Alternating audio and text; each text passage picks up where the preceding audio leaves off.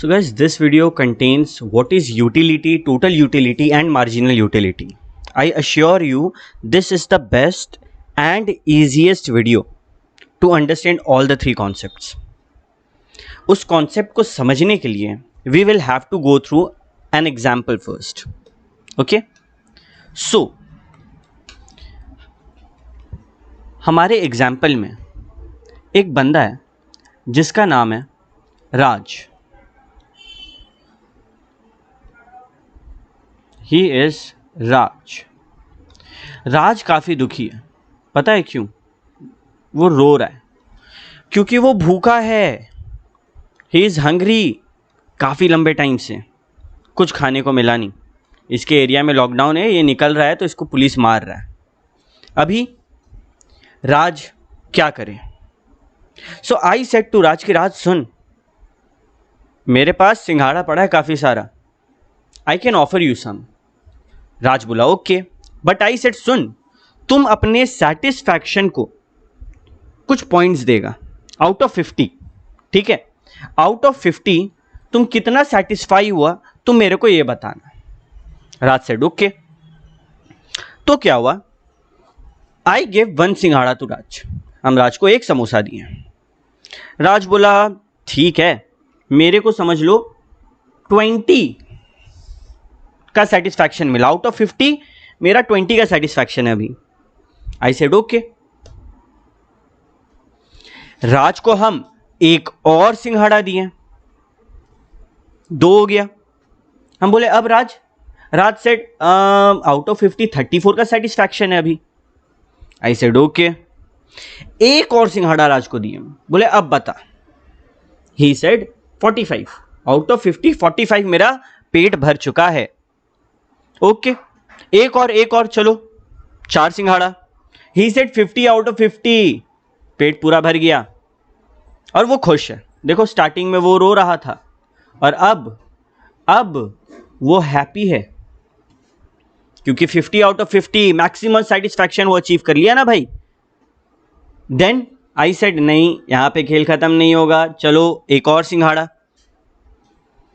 बोला भाई सेटिस्फैक्शन अभी भी 50 है बस, लेकिन ये आखिरी है, इससे ज़्यादा सेटिस्फाई हम नहीं हो सकते.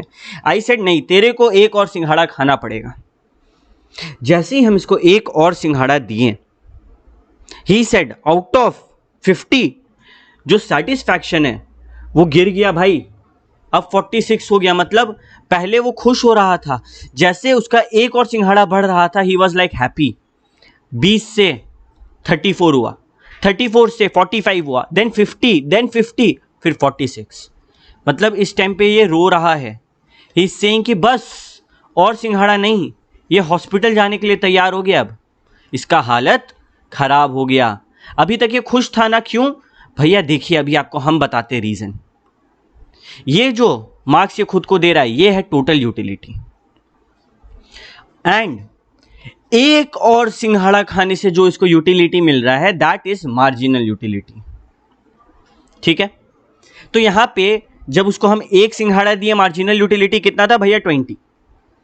जब 2 सिंघाड़ा दिए मार्जिनल यूटिलिटी कितना था? 34 माइनस 20 दैट इज 14. जब एक और सिंघाड़ा दिए, 3 सिंघाड़ा दिए, कितना हुआ? 45 माइनस 34 दैट इज 11. इसी तरीके से गेम चला. जब वो 4 सिंघाड़ा खाया, 4th सिंघाड़ा पे मार्जिनल यूटिलिटी था 55 मार्जिनल यूटिलिटी. जब वो 5th सिंघाड़ा खाया मार्जिनल यूटिलिटी हो गया 0. और 6th सिंघाड़ा पे ही वॉज लाइक मेरे को हॉस्पिटल जाना है, एम्बुलेंस बुलाओ, -4. अब यूटिलिटी मिल नहीं रहा, वो रो रहा है. देखो जब यूटिलिटी पॉजिटिव था, जब वो पहली बार सिंघाड़ा खाया होगा, भूखा इंसान कितना खुश हुआ होगा. देखो सबसे ज़्यादा पहली बार. अगली बार थोड़ा कम खुश हुआ, फिर और कम खुश हुआ, फिर और कम खुश हुआ. एक टाइम आया कि भाई अब खुश नहीं हो रहे, खत्म, चल हटा, सिंघाड़ा खा के मन भर गया. And after that he was like बस भाई बंद कर, थक गए सिंघाड़ा खा खा के. तो ये है मार्जिनल यूटिलिटी. मतलब एक और सिंघाड़ा खाने से क्या हो रहा है. ये है टोटल यूटिलिटी. मतलब टोटल सिंघाड़ा खाने से क्या हो रहा है. तो अगर यूटिलिटी के बारे में बात करें, वो क्या हुआ? Amount of satisfaction derive from consumption of a commodity. Commodity था हमारा सिंघाड़ा, सेटिस्फैक्शन था मार्क्स जो हम लोग बैठा रहे थे। Total utility sum of utility derived from total consumption of that goods और सर्विस। यहां पे ये टोटल यूटिलिटी है, ये टोटल यूटिलिटी है फोर्थ सिंघाड़ा पे, ठीक है। And marginal utility amount of utility derived from one additional unit of commodity. So simple है कि नहीं? तो मार्जिनल यूटिलिटी भी क्लियर, टोटल यूटिलिटी भी क्लियर एंड नॉर्मल यूटिलिटी भी क्लियर। अभी ये इकोनॉमिक्स है, बिना अजम्पशंस के इकोनॉमिक्स तो चल नहीं सकता। तो यहाँ पे भी कुछ अजम्पशंस थे, जैसे मार्जिनल यूटिलिटी एनालिसिस के अजम्पशंस। पहला, रैशनलिटी। ये अजम्पशन है कि जो कस्टमर है वो रैशनल है, वो चाहता है कि हम जो सिंघाड़ा खा रहे हैं उससे हमको मैक्सिमम सेटिस्फैक्शन मिले, मेरे पास कम पैसा है उसी पैसा में। Second, cardinal measurability of utility, यानी कि जो यूटिलिटी है उसको आप मेजर कर सकते हैं। अजम्पशन है, सच्चाई नहीं है। ये माना जा रहा है कि हम उसको मार्क्स के हिसाब से बैठा सकते हैं, नंबर्स में बता सकते हैं। Third, according to this theory money जो है वो मेजरिंग रॉड है यूटिलिटी का। यूटिलिटी अगर हम लोग को पता करना है तो कितना मनी है कस्टमर के पास ये जानना भी ज़रूरी है। फॉर एग्जाम्पल, अगर हम एक बेगर को 50 रुपया दें, he will be very happy, या फिर 50 रुपया लाए खाना दे, he will be very satisfied, 100 out of 100 देगा वो खुद को। बट अगर वहीं पे कोई रिच इंसान को 50 रुपये का खाना दे, उसको कुछ होगा नहीं, he will not be satisfied. Fourth, the theory assumes कि बाकी सारे फैक्टर्स कांस्टेंट हैं। प्राइस बोलो, टेस्ट बोलो, इनकम बोलो, हैबिट्स बोलो, माना जाता है सब कांस्टेंट है। बदल रहा है तो सिर्फ utility, that's it. Income constant, price constant, everything other remaining the same. Fifth, theory assume करता है कि कंजम्पशन कंटिन्यूअसली हो रहा है, टाइम गैप नहीं है, इंटरवल नहीं है, एक के बाद एक।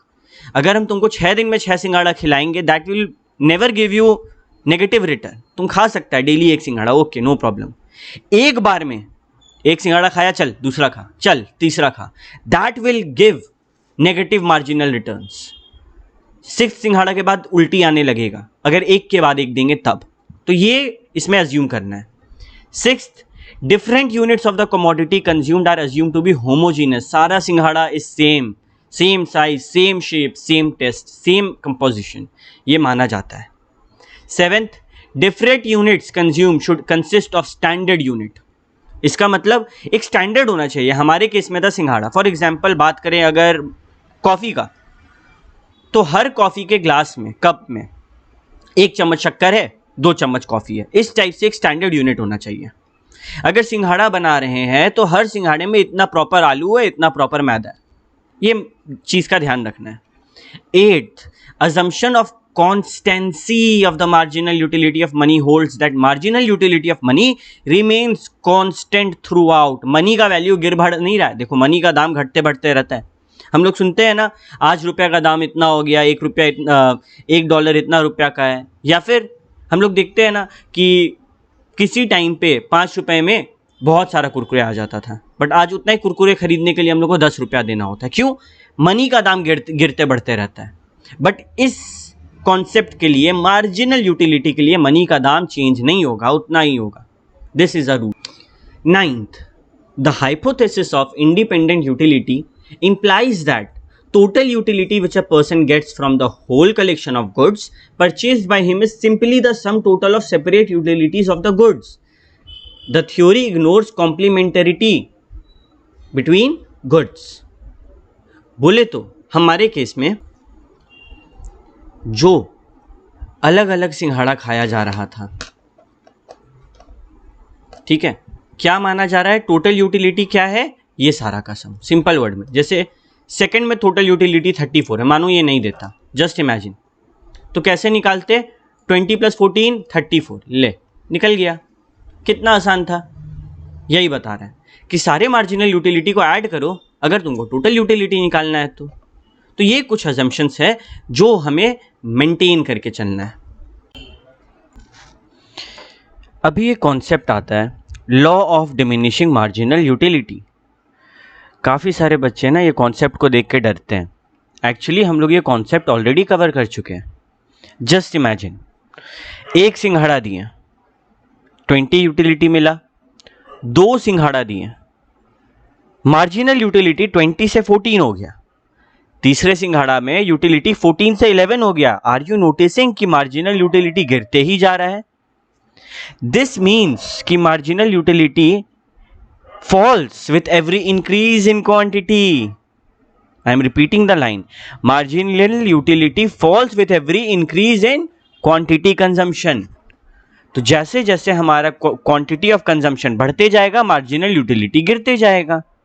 Simple, amount of satisfaction derived मतलब utility from every additional unit is less than the previous unit. ये लॉ है कि कभी भी ऐसा नहीं होगा अगले यूनिट पे, मानो आप 2 सिंघाड़ा खाएं तो पहले पे यूटिलिटी 20 था तो सेकंड पे उससे कम ही होगा। ये लॉ है, ये रूल है, उससे ज्यादा नहीं हो सकता। That's it. अगर इसी लॉ ऑफ मार्जिनल यूटिलिटी को हम ग्राफ में समझना चाहें तो देखो, एक सिंघाड़ा पे 20 यूटिलिटी, ये टोटल यूटिलिटी है, ठीक है। 2 सिंघाड़ा पे अराउंड 40, 3 सिंघाड़ा पे 50, अराउंड 50, 4 पे 50, 5 पे भी 50, उसके बाद गिरना शुरू हो गया। तो मैक्सिमम कहां पे भैया? 5 पे। ओके गुड, मैक्सिमम पता चल गया। अभी नोटिस करो, ये भूल जाओ, यहां पे आओ। मार्जिनल यूटिलिटी 1 पे बहुत ज्यादा, फिर गिरना शुरू हुआ, 14 गिरने लगा, 5th पे 0 हो गया। मार्जिनल यूटिलिटी जब 0 होता है, जब मार्जिनल यूटिलिटी 0 होता है, टोटल यूटिलिटी तब मैक्सिमम होता है। Repeat with me, marginal utility जब 0 होता है, टोटल यूटिलिटी तब सबसे ज्यादा होता है। अभी लॉ ऑफ मार्जिनल यूटिलिटी का कुछ एग्जेम्पशंस है, कुछ एक्सेप्शंस है एंड लिमिटेशंस है, तो एक एक करके सब देखते हैं। Law of diminishing marginal utility कहा जाता है कि रिगरस असम्पशन के ऊपर है, जैसे कि कार्डिनल मेजरेबिलिटी। अब हर कोई अपना यूटिलिटी को सही मार्क्स बैठाए, सही नंबर बैठाए, जरूरी नहीं है। Second, constituency of marginal utility of money, money का प्राइस क्या हमेशा सेम होता है? कंटिन्यूअस कंजम्पशन, क्या ये प्रैक्टिकल है? होमोजेनिटी ऑफ यूनिट्स, क्या सारे सिंघाड़े एक जैसे हो सकते हैं? कभी नहीं। सेकंड, यूटिलिटी इंडिपेंडेंट नहीं होता है। यूटिलिटी का कर्व जब हम लोग देखते हैं तो इस चीज को हम लोग ध्यान में रखते ही नहीं है कि सब्स्टिट्यूट्स और कॉम्प्लीमेंट्स भी होगा। अभी जस्ट इमेजिन, टी से जो यूटिलिटी मिल रहा है वो ऑब्वियसली इफेक्ट होगा अगर शुगर नहीं है तो। सॉफ्ट ड्रिंक से जो यूटिलिटी मिल रहा है वो ऑब्वियसली इफेक्ट होगा अगर फ्रेश जूस ऑल्टरनेटिव में है तो। इस बात का law of diminishing marginal utility में बात किया ही नहीं। लॉ यूनिवर्सल नहीं है, हर जगह लॉ नहीं लगता है। बहुत सारा ऐसा जगह है जहां पे डिमिनिशिंग मार्जिनल यूटिलिटी का लॉ ना लगे। जैसे कि प्रेस्टिजियस गुड, अगर हम तुमको एक सोना देंगे, तुम्हारा यूटिलिटी आउट ऑफ 50 मानो 20 है। सेकंड देंगे तो हो सकता है वो इंक्रीज हो, गोल्ड, कैश, डायमंड, ये सब में यूटिलिटी बढ़ते जाता है तो वहां तो लगेगा नहीं law of diminishing marginal utility. अभी मानो रेयर कलेक्शन का बात हो रहा है, फिर हॉबीज का बात हो रहा है। मेरे को ना ओल्ड कॉइन्स का कलेक्शन का हॉबी है, तो मेरे को जितना ज्यादा मिलेगा हम उतना ज्यादा खुश होंगे। यानी कि अगर एक कॉइन पे मार्जिनल यूटिलिटी 20 है तो अगले पे और ज्यादा होगा, और खुश होंगे, और सेटिस्फाई होंगे, 25 हो जाएगा। क्रिएटिव आर्ट, पेंटिंग, म्यूजिक, ये सब जगह पे भी नहीं लगता है law of diminishing marginal utility. Habit formation such as alcohol, cigarettes, computer games, 1 घंटा खेलने दिए हैप्पी, 2 घंटा और हैप्पी, तो यहां पे जो यूटिलिटी का एक्सपीरियंस है वो और ज्यादा होता है। The law also fails in case of people with miserly behavior. And accumulation of every additional unit of money could give them greater level of satisfaction. जितना ज्यादा पैसा होगा लोग उतना ज्यादा खुश होंगे. ये बिहेवियर मेजरली है, एक्यूरेट है. जितना ज्यादा पैसा उतना ज्यादा खुशी. तो ये सब जगह पे लॉ ऑफ मार्जिनल यूटिलिटी नहीं लगता है.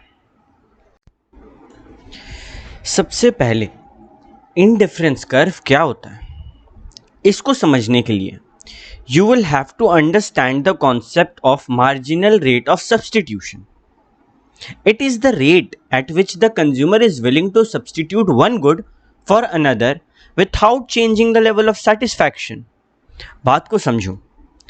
हर एक इंडिविजुअल को एक पर्टिकुलर अमाउंट ऑफ पैसा होता है हाथ में जिसको वो खर्च सकता है. अब मानो तुम्हारे पास 5000 रुपीज़ है, तो तुम पर्टिकुलर अमाउंट ऑफ फूड खा पाओगे एंड कुछ कपड़े खरीद पाओगे. जस्ट इमेजिन पहला combination that I propose you. तुम्हारे पास 7 दिन है, तुम एक दिन का फूड खरीद लो और 10 कपड़े खरीद लो. कॉम्बिनेशन बी, 2 दिन का फूड खरीद लो और 7 कपड़े खरीद लो. जस्ट इमेजिन एक दिन के फूड से 2 दिन के फूड में जाने के लिए you have to give up 3 clothes. ये है marginal rate of substitution. Again 3 दिन का फूड खरीदना है, चलो पहले 7 कपड़ा खरीद मिल रहा था ना, अब मिलेगा सिर्फ 5 कपड़ा. You will have to give up 2 clothes to buy 1 more day of food. क्योंकि पैसा कम है ना, पैसा तो लिमिटेड है, तो हम एक कॉम्बिनेशन बनाते अपने दिमाग में और उस कॉम्बिनेशन के बेसिस पे हम डिसाइड करते हैं क्या करना है. अगर मेरे को क्लोथ्स का ज़्यादा ज़रूरत है तो हम फूड में कॉम्प्रोमाइज़ करेंगे, फूड का ज़्यादा ज़रूरत है तो क्लोथ में कॉम्प्रोमाइज़ करेंगे. That's it. ये होता है marginal rate of substitution. Giving up of one commodity, in our case cloth, giving up of cloth to get more food is MRS. Okay, अब आते हैं इंडिफरेंस कर्व में. A curve that illustrates different combinations that gives same level of satisfaction. अलग अलग combinations जो same satisfaction दे. हमारे case में ये combinations कुछ ऐसे हैं. Combination A में भी कुछ same satisfaction, B में भी same satisfaction, C में भी same satisfaction चाहिए, D में भी same satisfaction चाहिए. नहीं, you have to search for maximum level of satisfaction. तुमको जहां सबसे ज्यादा सेटिस्फैक्शन मिलेगा तुम वही इंडिफरेंस कर्व को चूज करना चाहोगे. इंडिफरेंस कर्व कैसा होता है? कुछ ऐसा. When you will draw an indifference curve it will look like this. एक कर्व जो कभी भी वाई एक्सिस से नहीं टकराएगा, जो कभी भी एक्स एक्सिस से नहीं टकराएगा. देखो यहां आते ये कॉन्वेक्स हो गया, इससे दूर जाने लगेगा. ठीक है, तो एक इंडिफरेंस कर्व क्या होता है? Convex to the axis. जब हम लोग सारे नंबर्स को प्लॉट करते हैं पता चलता है ये सॉर्ट ऑफ सी शेप्ड है. ठीक है, कुछ इस तरीके का होता है. तो ये होता है इंडिफरेंस कर्व जो बताता है different combinations of commodities that give same level of satisfaction. जब ऐसा ही बहुत सारा कर्व हम लोग एक ही ग्राफ में बनाएं, देखो 1 बनाए, 2 बनाए, 3 बनाए, this is called indifference curve map या फिर इंडिफरेंस मैप. एक बात का ध्यान रखना, जब भी तुम इंडिफरेंस मैप के बारे में देख रहे हो, जो मैप में जो कर्व सबसे ज्यादा आगे होता है, जो सबसे आगे होता है, जैसे कि यहां पे IC3 माना जाता है कि ये वाला बेस्ट है. ओके, जो सबसे आगे होता है वो सबसे हायर लेवल ऑफ सेटिस्फैक्शन देता है. ये हम लोग का एक अंडरस्टैंडिंग हो गया. इंडिफरेंस कर्व का ना कुछ अजम्पशंस हैं, जैसे कि कंज्यूमर बिहेवियर थ्योरी जिसके बारे में हम लोग पढ़ें. इट इज द असम्पशन कि consumer knows his own taste and preferences. उनको अपने टेस्ट के बारे में पता है, पूरा इंफॉर्मेशन है, वो जानते हैं कि वो किस एनवायरनमेंट में रह रहे हैं और वो बदलेगा भी नहीं. कंज्यूमर रैशनल है, सही डिसीजन लेता है, रैशनल एक्शन लेता है. Third, indifference curve analysis assume करता है कि utility is only ordinarily expressible. इसका मतलब कंज्यूमर के पास कैपेबिलिटी है कि वो अपने यूटिलिटी को रैंक कर सके, पहला प्रेफरेंस किसको देंगे, सेकंड प्रेफरेंस किसको देंगे, ये आइडिया उसको है। मानो हम अलग अलग कॉम्बिनेशंस का जैसे बात किए थे हमारे एग्जाम्पल में, combination A B C D E, तो उसको पता है कि हमको ए कब चुनना है, बी कब चुनना है, सी कब चुनना है। He knows that. assumption number 4, consumer choices are assumed to be transitive, यानी कि उसका जो कंजम्पशन पैटर्न है वो कंसिस्टेंट है। And the last assumption is if combination A has more commodities than combination B, then A must be preferred to B. Simple है, A में ज्यादा है कॉम्बिनेशन, मतलब A में ज्यादा कमोडिटी है B के मुकाबले, तो हम A चुनेंगे ना, वो बेहतर होगा B से। That's it. This is what indifference curve is. एक ऐसा कर्व जहां पे अलग अलग कमोडिटी का हम कॉम्बिनेशंस बनाते हैं जो सेम लेवल ऑफ यूटिलिटी हमको दे। अब बात करते हैं हम लोग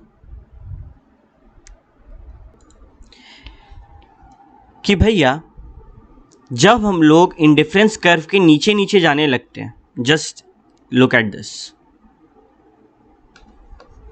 जब हम लोग इंडिफरेंस कर्व के नीचे जाने लगते हैं, ऐसा क्यों होता है कि मेरा क्लोथ जो है वो कम होने लगता है और फूड जो है वो बढ़ने लगता है। आप समझाएं कि हम लोग गिव अप कर रहे हैं एक चीज़ को दूसरा चीज़ लेने के लिए, marginal rate of substitution. But इसका बेसिक रीज़न क्या है, तो दो बात आता है।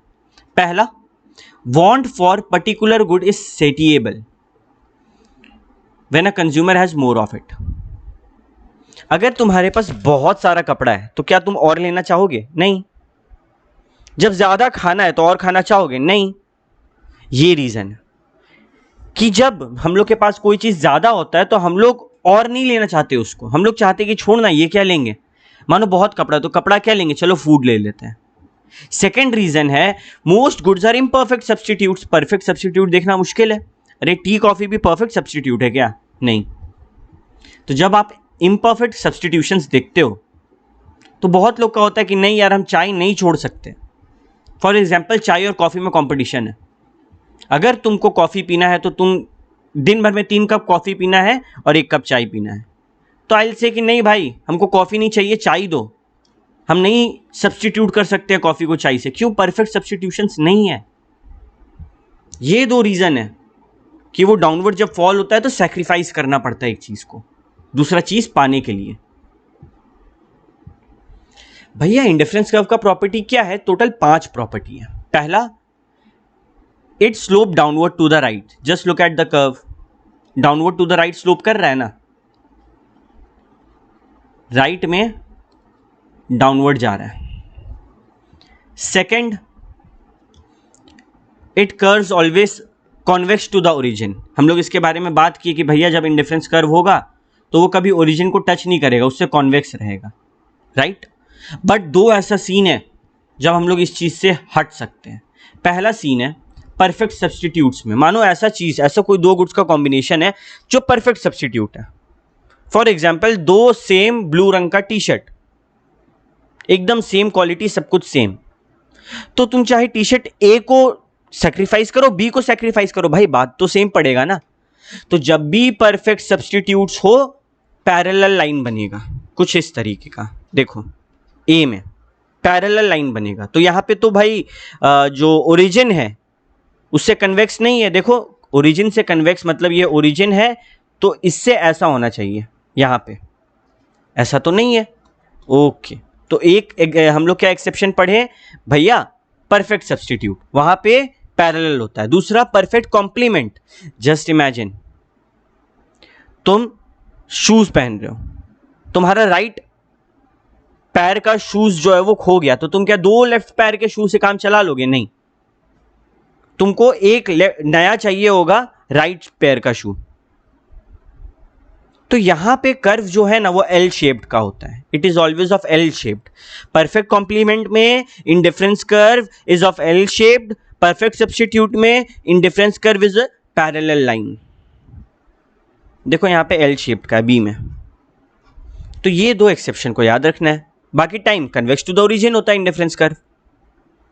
Indifference curve can never intersect to each other, कभी भी ये एक दूसरे को इंटरसेक्ट नहीं करता है, क्योंकि वो लॉजिकली ऑब्जर्व हो जाएगा कि यार इंटरसेक्ट करके कैसे जाए। देखो कभी हम लोग इंडिफरेंस कर्व अभी तक कैसा पढ़े हैं, ऐसे, कभी ऐसा होता है, नहीं हो सकता, इम्पॉसिबल।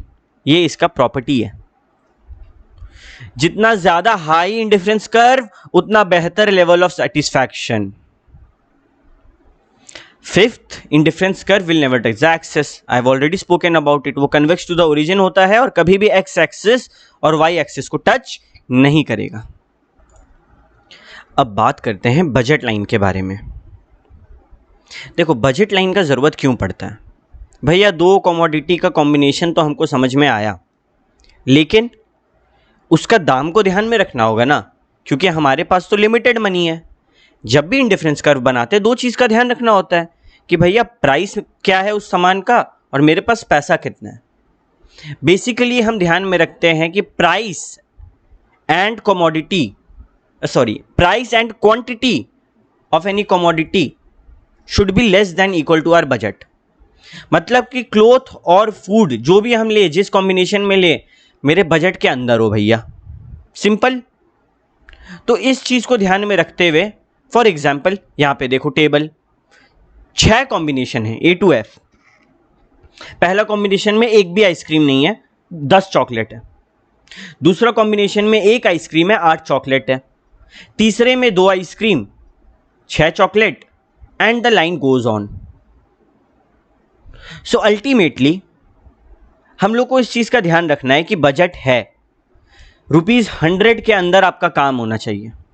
तो ये कॉम्बिनेशन उसको ध्यान में रखते हुए बनाएं। अभी जब इस कॉम्बिनेशन को हम लोग ग्राफ में प्लॉट करेंगे, यहां पे देखो, यहां पे 0 आइसक्रीम और 0 चॉकलेट है, तो ये एक्सिस को टच करेगा। ये इंडिफरेंस कर्व नहीं है, ये बजट लाइन है। बजट लाइन यानी कि मेरे बजट के अंदर काम कैसे हो रहा है भाई। हम लोग बना लिए एक ग्राफ, ये ग्राफ डाउनवर्ड स्लोपिंग है, दोनों एक्सिस को टच कर रहा है। बजट लाइन शिफ्ट कब करता है भैया, 3 केस में। पहला, change in price of one और बोथ प्रोडक्ट, या तो एक या फिर दोनों का प्राइस चेंज हो गया with the nominal income of the buyer remaining the same. मेरा इनकम उतना ही, प्राइस बदल गया।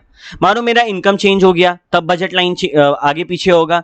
मानो इनकम और प्राइस दोनों चेंज हो गया, यानी कि या तो प्राइस या तो इनकम बदलना चाहिए बजट लाइन के फ्लक्चुएशन के लिए।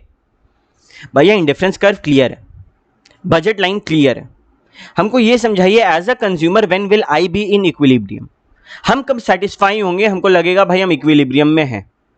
दोनों को इंटीग्रेट कर दो, एक में कर दो। देखो सारा इंडिफरेंस कर्व जो तुम्हारे नजर में बनता है तुम बना लो, और जो बजट लाइन है उसको भी बना दो। सिंपल, कुछ असम्पशंस रखना दिमाग में। पहला, consumer has given indifference map, यानी कि अलग अलग कॉम्बिनेशन दिया है। देखो यहां पे कितना सारा है, IC1 से लेकर IC5 तक। सेकंड, उसके पास जो इनकम है वो फिक्स्ड है और वो पूरा पैसा X और Y के लिए ही खर्च करने वाला है। ये अजम्पशन है, रियलिटी ऐसा नहीं होता है।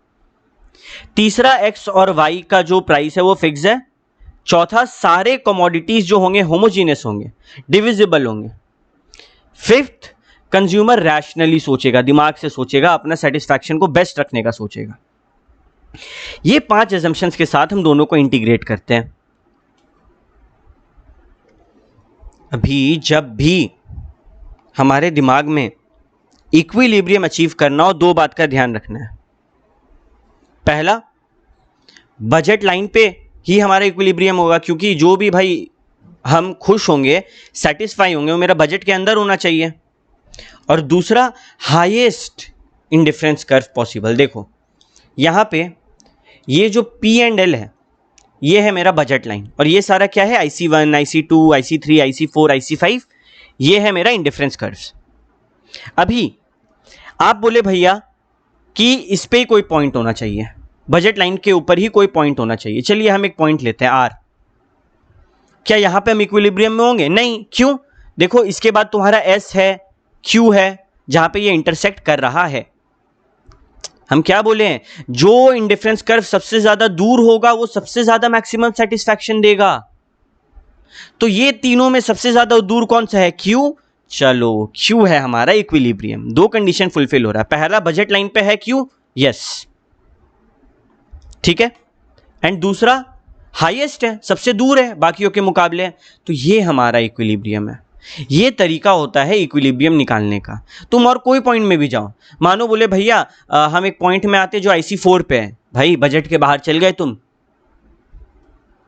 हम एक पॉइंट पे आते हैं जो IC2 पे, भाई बजट के अंदर तो हो लेकिन देखो इसके अलावा भी तुम्हारे पास चांस है, पॉइंट नंबर Q, जहां पे तुम इक्विलिब्रियम में आ सकते हो, जो बेटर ऑप्शन है। ज्यादा आगे जाएंगे बजट के बाहर, ज्यादा पीछे आएंगे बेटर ऑप्शन छोड़ रहे हैं। इक्विलिब्रियम कौन सा, क्यू होगा, सिंपल।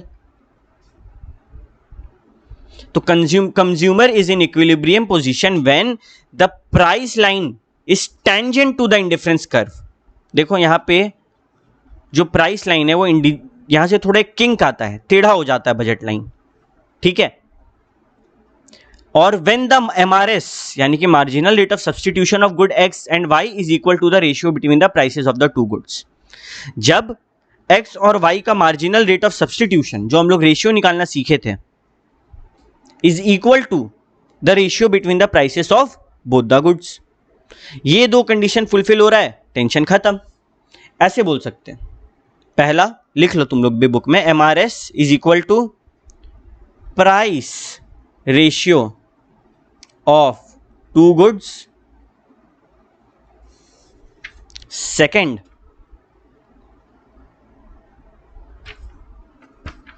MRS XY यानी कि marginal rate of commodity X and Y should be decreasing from equilibrium, should be decreasing from equilibrium. Easy.